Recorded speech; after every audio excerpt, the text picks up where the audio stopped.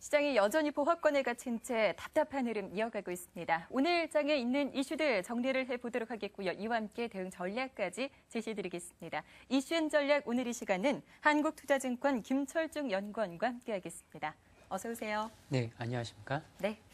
자, 그럼 먼저 오늘 준비해놓고 있는 이슈들 체크해보시죠. 첫 번째 이슈 화면으로 준비했습니다. 함께 보시죠. 지난 주말 미국의 다우지수가 5년 3개월여 만에 14,000포인트를 돌파했습니다. 시장은 불확실성 해소에 대해 안도하는 한편 급락 가능성에 대한 우려도 거두지 못하고 있는데요. 이슈앤 전략, 뉴욕 증시 랠리의 배경과 추가 상승 가능성까지 진단해보겠습니다.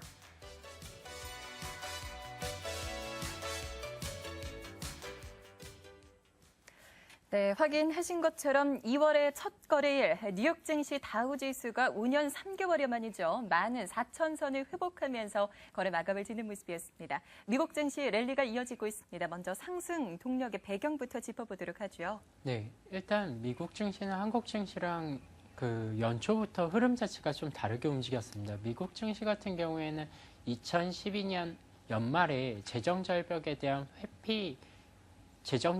대한 일부 합의가 결정이 되면서 꾸준히 상승세가 나타났고 그 결과 결국 사상 최고치라고 할 수 있는 다우산업 평균을 기준으로 14,200에 거의 근접한 14,000포인트도 상향 돌파하는 모습이 나타났습니다. 더군다나 지난주 금요일 같은 경우에는 미국 고용지표, 미국 제조업 지표 모두 양호하게 나타나면서 미국 증시의 상승을 이끌고 있는데요. 저는 일단 이런 모습이 단기간에 상승한 만큼 분명히 기술적인 부담이나 추가 상승 우려가 분명히 있다라고 볼 수는 있지만 저는 이번에 14,200포인트를 상향 돌파하는 게 아닌가 그렇게 생각을 하고 있습니다. 가장 큰 이유 중에 하나가 사실 재정절벽 이슈 때문에 미국 기업들이 적시에 투자를 하지 못한다는 얘기들이 있었는데 이번 GDP 지표나 ISM 제조업 지표에서 미국의 기업들이 이제 본격적으로 투자를 늘리려고 하는 시그널들이 계속 확인되고 있습니다. 결국 미국 기업들이 투자를 늘리고 기업 투자 증가에 따라서 고용이 늘어나고 고용이 늘어난다라고 하면 결국 미국 소비자들의 소비가 늘어나면서 글로벌 증시도 그렇고 한국 수출 기업에도 그렇고 좀 더 긍정적인 작용을 하지 않을까. 저는 그래서 이번 흐름 자체가 미국 다우산업평균, 미국 S&P가 사상 최고치를 돌파하는 강한 흐름이 아닌가 그 정도로 생각하고 있습니다. 네, 지금 분명히 미국 증시 최근의 랠리에 따라서 기술적으로 부담은 있겠지만 다우지수가 이번에 14,200포인트를 돌파할 가능성도 있다라는 쪽으로 무게를 실어주셨습니다. 하지만 일부에서는 또 이런 현상들이 양적 완화로 인한 일시적 현상이다라는 분석들도 제기가 되고 있는데요. 이 관점에 대해서는 어떻게 보시는지요? 네, 일단 저는 기술적 부담이 있다는 측면은 동의할 수밖에 없는 것 같습니다. 네. 지금 시티 서프라이즈 인덱스 그러니까 경제 지표가 얼마나 좋은지를 체크하는 그 상황 지수라고 볼 수 있는 지수 같은 경우에는 2013년 1월부터 지금까지 꾸준히 하락하는 모습이 나타나고 있습니다. 그러니까 미국 경제 지표가 좋게는 발표되고 있지만 그게 생각보다 너무 좋아서 미국 증시를 급등으로 이끌 만큼 좋은 상황은 아니다라고 볼 수 있을 것 같기도 하고요. 또 푸콜 레이시오라고 해서 사람들이 얼마나 흥분하고 있는가, 그러니까 사람들이 얼마나 장을 긍정적으로 보고 있는가, 이게 너무 과도하게 좋다라고 보게 되면 결국 이게 고점 시그널을 주는 경우가 왕왕 있었거든요. 그렇죠. 저는 그런 시그널들을 보면 분명히 과열 신호를 보여주고 있습니다. 그런데 통상적으로 이런 시점에서 과열 신호를 한번 보여줬다고 해서 바로 미국 증시가 하락하기보다는 좀 더 과열 양상이 나타나고 사상 최고치도 경신하고 난 다음에 어느 정도 가격 조정이나 기간 조정이 뒤따르지 않을까. 저는 그 정도로 현재 미국 증시를 바라보고 있습니다. 그래서 분명히 Q3나 양적 완화로 인해서 단기 과도하게 급등했다라고 보고 우려할 수도 있긴 하지만 저는 지금은 우려보다는 긍정적인 자신감으로 미국 증시를 바라보고 한국 증시를 봐야 할 때다라고 판단하고 있습니다. 알겠습니다. 자, 그럼 국내 증시에 대해서는 조금 뒤에 또 얘기를 나눠보도록 하고요. 일단 뉴욕 증시 14,200선까지 더 오를 수가 있다면 추가적으로 그에 따른 상승 모멘텀은 어떤 것들이 있는지 또 부담 요인은 없는지 궁금하네요. 네, 일단 미국 제조업 지표가 긍정적으로 나온 점을 저는 가장 크게 생각을 하고 있고요. 미국 기업들이 얼마나 투자를 늘릴 수 있느냐, 그런 부분을 조금 더 주의 깊게 바라봐야 될 것 같습니다. 그런 측면에서 미국 내구재 주문이나 미국 기업들의 이익 향방이 어떤 식으로 움직이는지를 좀 더 두고 봐야 될 것 같고요. 뭐 그럼에도 불구하고 저는 정말로 긍정적으로 보고 있는 것 중에 하나가 미국 GDP 지표도 그렇고 미국 자동차 판매 지표도 그렇고 계속 개선되는 모습이 나타나고 있습니다. 2012년 4분기 GDP 지표를 세부적으로 보면 미국 국민들이 집 임대료에 대한 지출은 줄이고 미국 국민들은 오히려 외식비 지출은 늘리고 있습니다. 또 휘발유 관련 지출은 줄이고 자동차 관련 지출은 늘리고 있습니다. 마찬가지로 수출은 그렇게 좋지 못하고 그런 모습이 나타나고 있지만 미국 기업 투자가 빠르게 늘어나면서 미국 정부 지출이 줄어드는 부분을 상쇄하고 있습니다.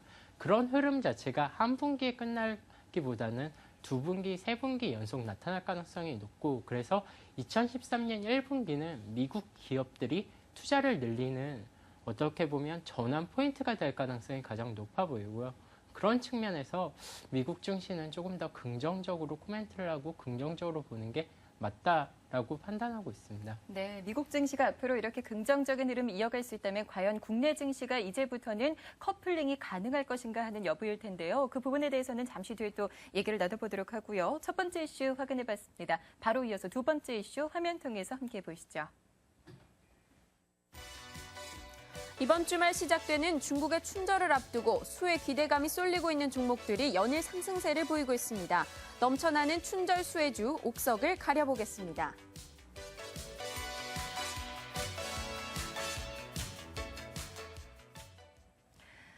연초부터 춘절 수혜주들에 대한 얘기가 많았던 것이 사실입니다. 하지만 오늘 나오고 있는 전문가들의 시각을 좀 보니까요. 춘절에 대한 기대감 그다지 높게 가질 필요가 없다. 이에 따른 효과가 별다를 것이 없을 것이다라는 부정적인 코멘트들도 좀 나오고 있는 것 같습니다. 이보다는 양회를 조금 더 기다려보자라는 시각들도 있는 것 같아요. 춘절 효과 있을지 없을지 좀 가난하게 들어보고 싶네요. 네, 뭐 통상적으로 한국의 그 중국 관련 수혜주라고 불렸던 조선이나 철강이나 화학업종 같은 경우에는 춘절 기간 동안에 한 주에서 두 주 정도 공장 가동이 중단이 되고 그것 때문에 중국의 기업들이 재고를 쌓으려는 노력이 나타나면서 재고 투자가 늘어나고 재고 투자 증가에 따라서 한국 기업들이 수혜를 받고 매출이 크게 늘어나는 경향성이 과거에 계속 반복돼서 나타났었습니다. 그런데 이번에는 중국 경기도 그렇게 좋지 않기 때문에 재고 투자도 크게 늘어나고 있지 않고요. 그래서 중국 관련해서 철강 가격이 크게 오르거나 화학 관련 정제 마진이 크게 오를 가능성이 높지 않다라는 얘기들이 계속 나오고 있습니다. 그래서 그거보다는 차라리 중국 소비자들, 그러니까 춘절 기간에 소비를 늘릴 수 있는 소비재 품목들이 훨씬 더 좋은 게 아니냐라는 쪽으로 최근에 전문가들의 컨센서스가 계속 몰리고 있고요. 그러다 보니까 뭐 오리온이라든지 아모레퍼시픽이라든지 베이직하우스라든지 몇몇 소비재 업종에 조금 더 관심이 많이 쏠리고 있는 것 같습니다. 네, 중국 소비 관련주에 조금 더 관심이 모아지고 있다는 쪽으로 얘기를 해주셨습니다. 그렇다면 소비 관련주에 조금 더 관심을 가져보는 편이 좋을 것 같은데 그 안에서도 또 옥석 가리기가 분명히 필요할 것 같습니다. 어떻게 보십니까? 저는 일단 뭐 최근에 이코노미스트라든지 유명 저널에서 계속 얘기하고 있는 것 중에 하나가 마카오가 중국에서 가장 성장성이 높은 지역이다. 그래서 마카오 GDP 성장률 증가에 주목해라라는 얘기들이 있습니다. 사실 마카오는 중국의 엔터테인먼트 단지 혹은 카지노 단지라고 보시면 됩니다. 결국 중국이 소비를 조금 더 강조하게 되면 엔터테인먼트 관련 소비가 늘어날 수 있다는 건데요. 그런 측면, 그런 맥락에서 보면 한국에서는 GKL이 좀 더 긍정적으로 영향을 받을 수 있지 않나 그 정도로 생각을 하고 있습니다. 네. 두 번째로는 저는 사실 지금까지 중국 관련 수혜주라고 크게 언급하지 않았었던 롯데쇼핑을 조금 더 주목하고 있는데요. 롯데쇼핑은 최근에 뉴스들이 중국에 있는 점포가 한국에 있는 점포 수를 능가한다, 뭐 그런 식으로 얘기는 나오고 있는데 사실상 중국에서 매출액은 조금 늘어날지 몰라도 수익이 전혀 안 나고 적자를 계속 보고 있습니다. 그러니까 적자를 보고 있는 중국 법인에 대한 밸류에이션 문제 때문에 중국 관련 수혜주라고 얘기를 할 때 롯데쇼핑에 대한 얘기들이 거의 안 나왔었는데요. 저는 이번 년에 분명히 중국 법인이 턴어라운드하는 시기가 나올 수 있고, 그렇다라고 보면 마치 신세계가 이마트 점포를 크게 늘리면서 밸류에이션이 높아졌던 거랑 마찬가지로 이번에도 중국에서 점포를 크게 늘리고 있는 롯데쇼핑이 분명히 밸류에이션이 높아질 여지가 있다. 저는 그런 관점에서 GKL과 롯데쇼핑을 좀 더 주목해서 보고 있습니다. 네, 춘절 앞두고 최대 수혜주 연구원님께서는 롯데쇼핑과 함께 GKL에 대한 관심을 나타내 주셨습니다. 자, 두 번째 이슈 확인해 봤습니다. 이제 마지막으로 전략 세워보셔야죠. 마지막 이슈 화면 통해서 보여드리겠습니다. 기관과 외국인의 수급 공방 속에서 증시는 약보합 흐름을 이어가고 있습니다. 연휴를 앞두고 이번 한 주 증시는 어떤 흐름을 보일지 그 전망과 대응 전략까지 짚어보겠습니다.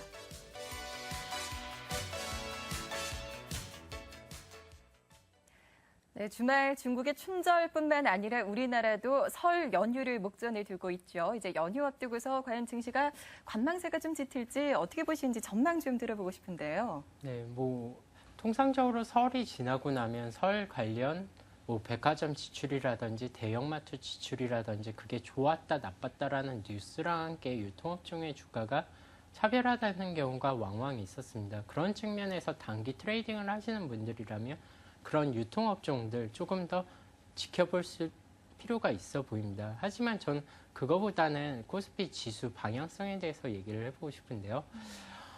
일단 1월 같은 경우에는 한국 증시가 유난히도 이머징 마켓에서 언더퍼폼하는, 그러니까 다른 이머징 마켓은 상승하고 외국인 투자자가 공격적으로 매수세를 보일 때 한국 증시에서는 한국 증시도 하락하고 외국인 투자자도 매도하는 이례적인 차별화가 나타났던 한 달이었습니다. 그런데 저는 2월에는 조금 그런 차별화가 나타나는 국면이 좀 줄어들 수 있다고 생각을 하고 있는데요. 가장 큰 이유 중에 하나는 수급의 변화입니다.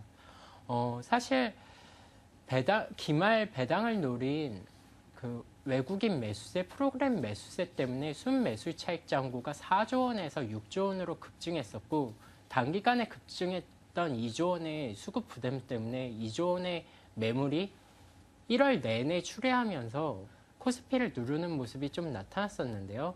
저는 그런 매물들이 이제는 소화된 만큼 2월에는 1월과 다르게 음봉이 나타나는 경우의 수가 좀 줄 것 같다라고 생각을 하고 있습니다. 게다가 만약에 미국 증시가 미국 기업들의 투자 증가에 힘입어서 추가적인 상승세를 나타난다라고 보면 엔화 약세나 여러 가지 매크로 지표가 부정적이긴 하지만 그런 부분들은 어떻게 보면 가격 요인, P 요인이거든요. P 요인보다는 물량, Q 요인이 훨씬 더 중요하게 강조되는 시점이 될 것 같다.